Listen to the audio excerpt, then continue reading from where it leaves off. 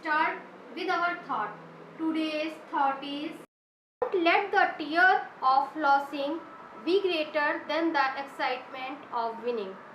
हारने के डर को जीतने की खुशी से ज़्यादा मत बढ़ने दो।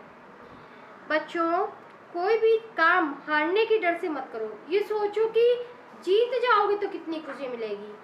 हारने के डर से हमें अपने उद्देश्यों से मुंह नहीं मोड़ना चाहिए, क्योंकि अगर हम हारने के डर से अपने उद्देश्यों का से मुंह मोड़ लेंगे तो हम फिर उस काम को सफलतापूर्वक नहीं कर सकते।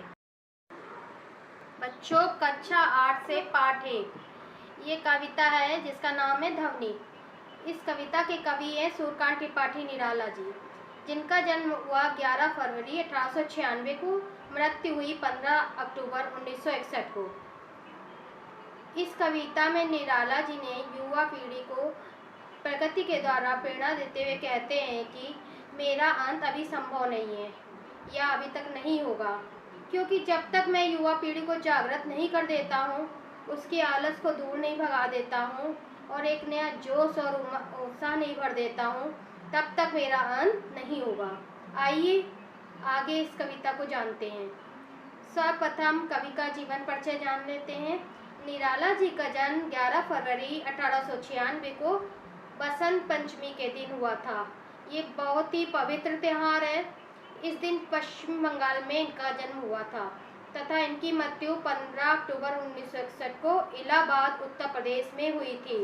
इनकी भाषा हिंदी थी और जो अधिकतर रचनाएं रची हैं, चाहे वो गद्य से संबंधित है चाहे पद्य से, वो सब हिंदी भाषा में रचनाएं हैं। ये आधुनिक काल के कवि थे।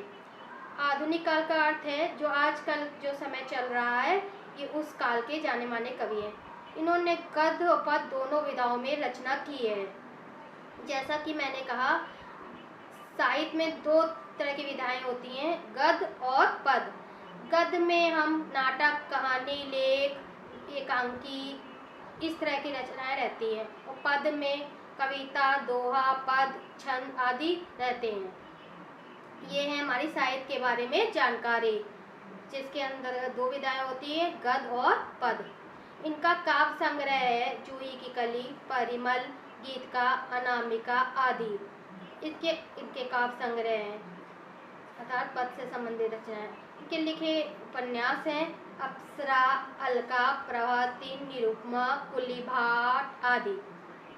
यहाँ पे इनकी कुछ रचनाओं की पतली भी दर्शाई गई है। परिमल है, अप्सरा है, निरुपमा है और अलका।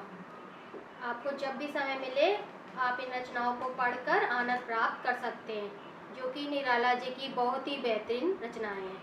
आइए पाठ प्रवेश जानते हैं। कवि ने इस कविता के द्वारा प्रकृति के प्रति मानवीय संवेदना को दर्शाया है। कवि इस कविता के द्वारा प्रकृति के उदाहरण प्रस्तुत करते हैं और किस तरह से प्रकृति के प्रति इंसान की, मानव की संवेदना को दर्शाते हैं और किस तरीके से वो प्रकृति से प्रेरणा ले सकते हैं। इस कविता में प्रकृति का बहुत ही मनोहारी चित्रण प्रस्तुत किया गया है। जब आप कविता को पढ़ते हैं तो आंखों के सामने एक बहुत ही सुंदर चित्रण प्रस्तुत हो जाता है। भाषा सरल और भावपूर्ण है, जो कि आपको आसानी से समझ में आ जाएगी। बहुत ही सरल शब्दों का प्रयोग किया गया है। तत्सम और तद्भव शब्दों का प्रयोग भी किया गया है, अर्थात जो शब्द संस्कृत से भाषा से जैसे के तैसे प्रस्तुत किए जाते हैं और शुद्ध हिंदी शब्दों का प्रयोग किया गया है, जो कि बहुत ही सरल है। इस कविता में कवि का आशावादी दृष्टिकोण है। कवि बहुत ही आशावादी विचारों के हैं। वे जीवन के प्रति सकारात्मक सोच रखते हैं और आशावादी हैं। इसलिए वह जीवन की सुंदरता को पूरी तरह से जीना चाहते हैं। जैसा कि मैंने कहा कि कवि बहुत ही आशावादी दृष्टिकोण के हैं और वो जीवन को सकारात्मक दृष्टिकोण से देखते हैं, इसीलिए वो जीवन की सुंदरता को पूरी तरह से जीना चाहते हैं। ये सब इस कविता में दिखाया गया है। आइए सुंदर कविता जिसका नाम ध्वनि शुरुआत करते हैं। अभी ना होगा मेरा अंत। अंत का अर्थ है समाप्ति। जैसा हमने पहले भी जाना है कि कवि का कविता लिखने का उद्देश्य क्या है, वो प्रकृति के चित्रण के द्वारा दर्शाना चाहते हैं और नई युवा पीढ़ी को समझाना चाहते हैं कि वो अपने आलस को छोड़ें और नए उत्साह और जोश के साथ जीवन का आनंद लें। ये उद्देश्य कवि का है और वो युवा पीढ़ी को जागृत करना चाहते हैं। जैसा कि हम जानते हैं कि अभी अभी बसंत आया है, प्रकृति में फूलों की भरमार है और उनकी सुंदरता और खुशबू चारों तरफ फैली हुई है। अभी इस समय का अंत नहीं होगा, ऐसा कवि का कहना है। अभी अभी तो आया है, कहते हैं ये बसंत मेरे जीवन में अभी अभी तो आया है, अभी अभी कुछ दिन ठहरेगा, अभी इसका अंत नहीं होगा। मेरे मन में मृदुल बसंत, मृदुल का अर्थ है कोमल, बसंत का अर्थ है फूल खिलने की ऋतु, जिस ऋतु में बहुत से फूल खिलते हैं। प्रकृति में एक नई आभा और एक नई सुंदरता का आगमन होता है और मनुष्य को बहुत ही प्रसन्नता होती है इस ऋतु का नज़ारा देख के। कवि कहते हैं मेरे मन में अर्थात मेरे जीवन में अभी अभी तो बसंत आया है, अर्थात मेरे जीवन में अभी अभी उत्साह और उमंग की भरपूर क्षमता आई है। अभी ना होगा मेरा अंत, मतलब अर्थात अभी इस चीज़ का अंत नहीं होगा, क्योंकि अभी अभी तो मेरे जीवन में फूलों की भरमार आई है, बसंत ऋतु खिली है। मेरे जीवन में एक नया उत्साह और एक जोश जागा है, जो कि युवा पीढ़ी को जागृत करने में अपने संकल्प को पूरा करूँगा। तो आइए प्रसंग जानते हैं। प्रस्तुत पंक्तियाँ हमारी हिंदी की पाठ्य पुस्तक वसंत भाग 3 में संकलित कविता ध्वनि से है। के कवि सूर्यकांत त्रिपाठी निराला जी हैं। इस कविता में कवि का जीवन के प्रति आशावादी दृष्टिकोण दिखाया गया है। कवि का ये मानना है कि हमें जीवन के प्रति आशावादी रहना चाहिए और अपनी उम्मीद को नहीं छोड़ना चाहिए और पूरी सकारात्मकता के साथ और पूरे जोश उत्साह के साथ जीवन का आनंद उठाना चाहिए। आइए इस अंश की व्याख्या समझें।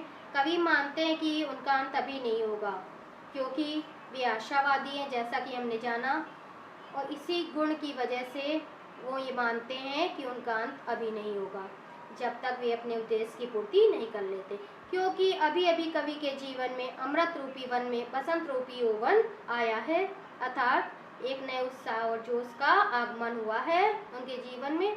जैसे कि बसंत ऋतु में फूल चारों ओर फूलों की भरमार और खुशबू फैली होती है, जो कि बहुत ही सुंदर लगती है, अतः अभी उनका अंत नहीं होगा। यही कारण है कि अभी अभी उत्साह और जोश की अधिकता है, तो अभी ये कुछ दिन ठहरेगा और इसका अंत नहीं होगा। आ रही है दूसरा अंत पढ़ते हैं। हरे हरे ये पात, पात का अर्थ है पत्ता। जैसा कि बसंत ऋतु आई है, प्रकृति में पेड़ और पौधों में हरे हरे पत्ते, नए नए फूलों की भरमार है। डालियाँ कलियाँ कोमल गात, गात का अर्थ है शरीर। सभी पौधों पेड़ों पर उनकी डालियाँ लहरा रही हैं, नई नई कलियाँ खिली हैं और नए नए पत्ते शोभामान हो रहे हैं।